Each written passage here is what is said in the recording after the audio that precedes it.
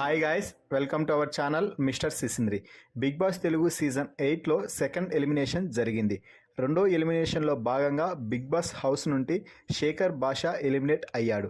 శేఖర్ భాషా ఎలిమినేషన్ పూర్తి అయిన కాసేపటికే బిగ్ బాస్ హౌస్లో మూడో వారం నామినేషన్స్ని ప్రారంభించాడు బిగ్ బాస్.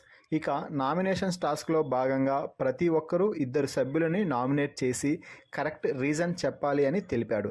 అయితే తమ క్లాన్ సభ్యులలో నుండి ఒకరిని, పక్క క్లాన్ సభ్యులలో నుండి మరొకరిని నామినేట్ చేసి తగిన రీజన్ చెప్పమని చెప్పాడు బిగ్ బాస్. దీనితో బిగ్ బాస్ హౌస్లో మూడో వారం నామినేషన్స్ హాట్గా జరిగాయి అని చెప్పవచ్చు. నామినేషన్స్లో భాగంగా అభయ్, మణికంఠ మధ్య తీవ్రమైన వాగ్వాదం చోటు చేసుకుంది.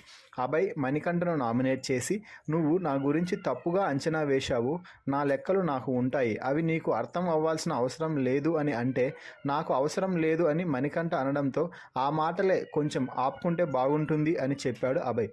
నేను పూర్తిగా క్లారిటీగా లేను అన్నావు, నేను కనీసం ఎంతో కొంత క్లారిటీగా ఉన్నాను అని నువ్వే ఒప్పుకున్నావు, నీకు మాత్రం ఆ క్లారిటీ కూడా లేదు కదా అంటూ మణికంఠకి రాడ్డు దింపడంతో, అందుకే కదా గత వారం మొత్తం మీ చీఫ్ చెప్పిందే చేసి మీ క్లాన్ ఎక్కువ ప్రైజ్ మనీ గెలిచేలా చేశావు అంటూ మణికంఠ ఎగతాళిగా మాట్లాడాడు.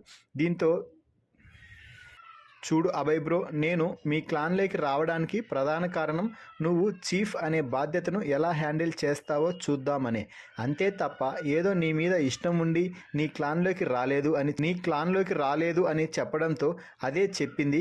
నువ్వు ఒక మనిషిని కూడా నమ్మవు, మనిషి అన్నాక కొంచెం నమ్మకం ఉండాలి, ముఖ్యంగా మనం వారితో ట్రావెల్ చేయాలి అని భావించినప్పుడు నమ్మకం అనేది చాలా ముఖ్యం అంటూ అభయ్ చెప్పాడు.